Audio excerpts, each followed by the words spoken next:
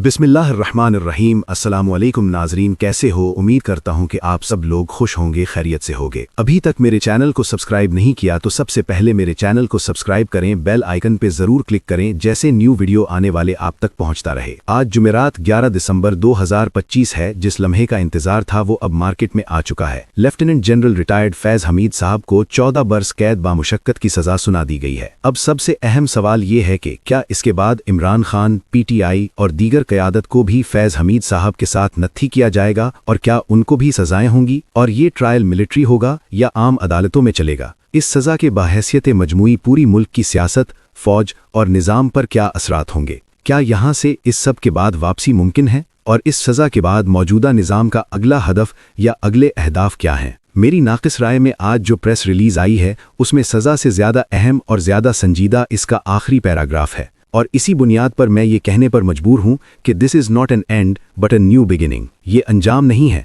बल्कि एक नए सीज़न, एक नए चैप्टर, एक नए माहौल का आगाज़ आज हो रहा है, इख्तिताम नहीं हो रहा। सज़ा की बुनियादें और 14 बरस कैद बामुशक्कत का मफहूम। फैज़ हमीद साहब को 14 साल की कैद बामुशक्कत की सज़ा सुनाई गई है। सज़ा की बुनियादें ये 4 अहम और संगीन नुकात हैं। सियासी सरगर्मियों में मुलव्विस होने की सज़ा, ऑफिशियल सीक्रेट एक्ट की खिलाफ वर्जी की सज़ा, इख्तियारात और सरकारी वसाइल के गलत इस्तेमाल की सज़ा, कई अफराद को नाजायज़ नुकसान पहुँचाने की सज़ा। 14 साल कैद बामुशक्कत का मतलब ये एक आम कैद से मुख्तलिफ सज़ा है। उमूमन सिविल मुकद्दमात में 14 साल की कैद का मतलब 7-8 साल लिया जाता है, लेकिन यहाँ 14 बरस की कैद का मतलब 14 बरस ही लिया जाएगा। इसका आगाज़ 11 दिसंबर 2025 से होगा और ट्रायल के दौरान गुजारा गया वक्त सज़ा में शामिल नहीं किया। इनका फील्ड जनरल कोर्ट मार्शल हुआ है, जो बड़े लेवल की समाअत होती है। सज़ा का दूसरा हिस्सा इदारे के अंदरूनी मामलात जैसे रैंक्स और मराद को छीनना से मुताल्लिक होता है, जिसे पब्लिक नहीं किया जाता। इस नाक़िस शख्स की राय में सज़ा की बुनियादें नहीं बल्कि प्रेस रिलीज़ का आखिरी पैराग्राफ सबसे अहम है।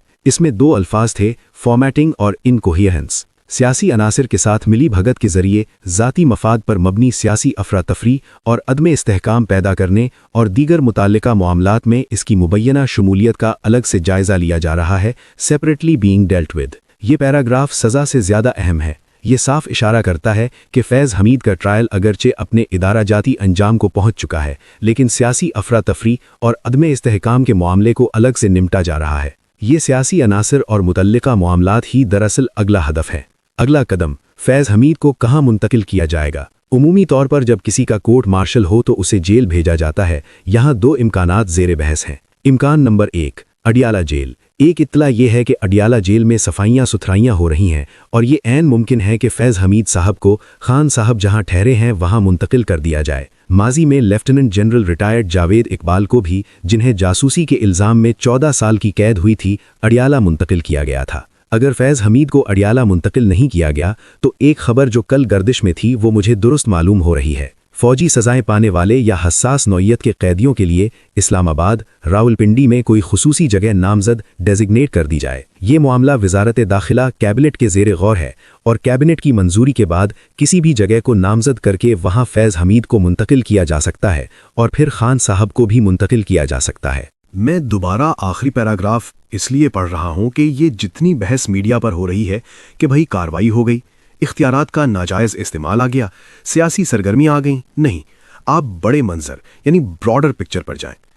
आखिरी पैराग्राफ ये बता रहा है कि फ़ौज ने बहैसियत इदारा एहतिसाब का अमल अपने अंदर से शुरू किया है। ये तारीख में जो कभी नहीं हुआ वो काम किया गया। असद दुरानी साहब को किताब लिखने पर सज़ा हुई थी, मगर बाद में माफ़ी तलाफ़ी हो गई थी। इसके अलावा ये सबसे अहम और हाई प्रोफाइल सज़ा है और इल्ज़ामात की फहरिस्त बहुत तवील और ख़तरनाक है। अगर अपने घर से अहम तरीन अफसर जो कभी शान था, जिसका डंडा चलता था, उस पर कार्रवाई शुरू हो गई है और आखिरी पैराग्राफ को साथ नत्थी करें तो आने वाला मंजरनामा आपको मुकम्मल तौर पर वाज़ेह नज़र आएगा। मुझे इसमें कोई शक व शुबा नहीं रहा कि ये मामला खान साहब तक जाएगा, ये मामला PTI की बाकी लीडरशिप तक जाएगा, ये मामला मिलिट्री कोर्ट्स तक जाएगा।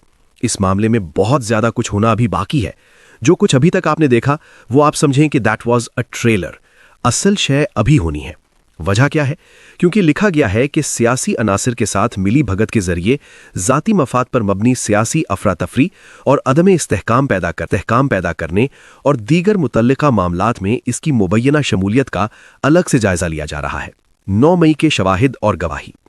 मेरी इतलात हैं कि फैज़ हमीद साहब के दौर में उनका मिजाज था कि वो बराह रास्त राब्ते में चले जाते थे। अब हुआ ये है कि रिटायरमेंट के बाद भी वो अपने मिजाज पर कायम है।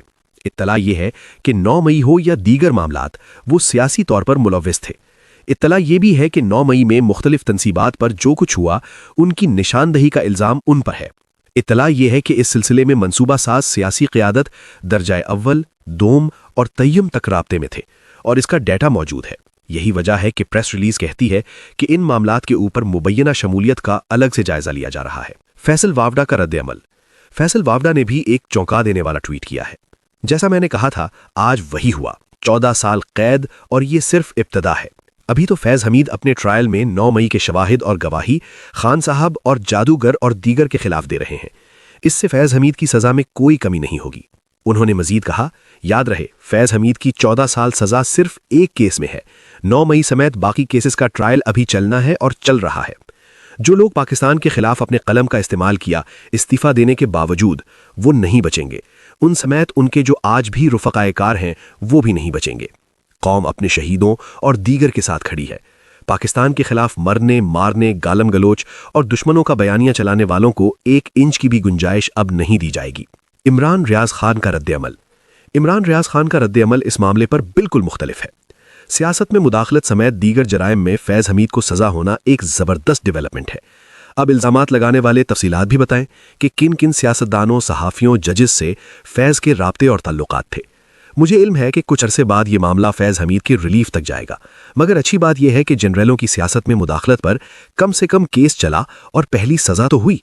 रिलीफ की गुंजाइश नहीं और नए सियासी दौर का आगाज़। मैं इमरान रियाज खान के इस बयान से कतन इत्तफाक नहीं करता कि कुछ अरसे बाद फैज़ हमीद को रिलीफ मिलेगा। ये कहानी रिलीफ करने के लिए शुरू नहीं की गई है। ये कहानी तो बंदोबस्त की समाप्ति यानी मुकम्मल खात्मे के लिए शुरू की गई है। फैज़ हमीद साहब को रिलीफ नहीं मिलने जा रहा। फैज़ हमीद साहब के जरिए 9 मई पीटीआई इमरान खान साहब तक ये है असल ताना बाना और वहां जाना ही जाना है। अगर आप मौसम की तब्दीली को रीड करें तो यहां पर कोई अंदर की खबर अब मानी नहीं रखेगी। It is more than evident कि पाकिस्तान में क्या होने जा रहा है। ये समझा जा रहा है कि 14 साल की सज़ा के अलावा इस फैसले के जरिए ये पैगाम है कि खान साहब और फैज़ हमीद का गठजोड़ महज एक सियासी ताल्लुक नहीं था, बल्कि ये रियासती नज़्म व नस्क को बदलने और फौज को सियासत के दायरे में घसीटने का एक संगीन मामला था। ये भी समझा जाता है कि दोनों की बका एक दूसरे से जुड़ी हुई थी। इमरान खान को सियासी कंट्रोल चाहिए था और फैज़ हमीद को DGISI से आगे बढ़कर पूरे सिस्टम जोड़, मुश्तरका डिज़ाइन और इदारे का मौक़िफ़। ये इल्ज़ामात उन पर लग रहे हैं कि ये मुश्तरका डिज़ाइन, जॉइंट कोलैबोरेशन था और इसे इदारे के अंदर मुनज़्ज़म हमला करार दिया जा रहा है। ये वजाहत के साथ इदारे के अंदर ये अप्रोच पाई जाती है। कुछ लोग ये समझते हैं कि फैज़ हमीद साहब ने शहबाज साहब और दीगर को भी पेशकश की थी कि वो सर्विसेज देने को तैयार हैं अगर उन्हें आर्मी चीफ बनाया जाए। इस बात में सदाकत है।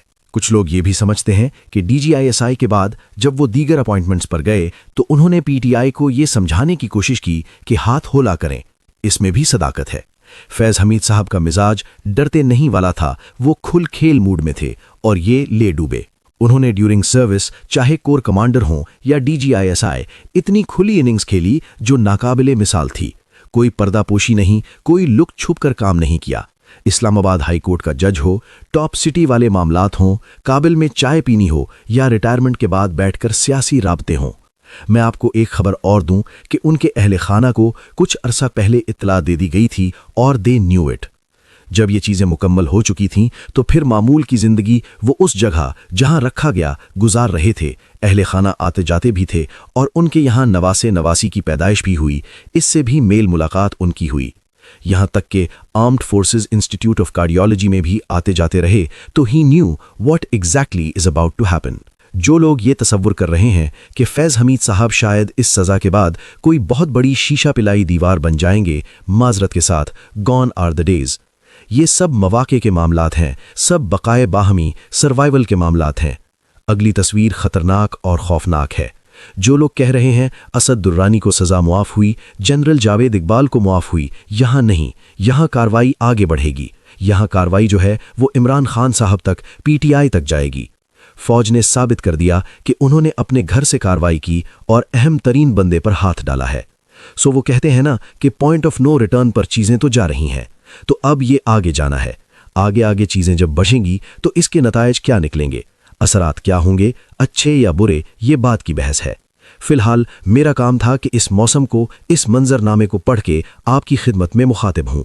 میں اس کے اوپر پوری سیریز کرنے جا رہا ہوں، فیض حمید پارٹ 1، فیض حمید پارٹ 2، فیض حمید پارٹ 3 آنے والے وی لاگز میں تفصیل میں آپ کی خدمت میں پیش کروں گا۔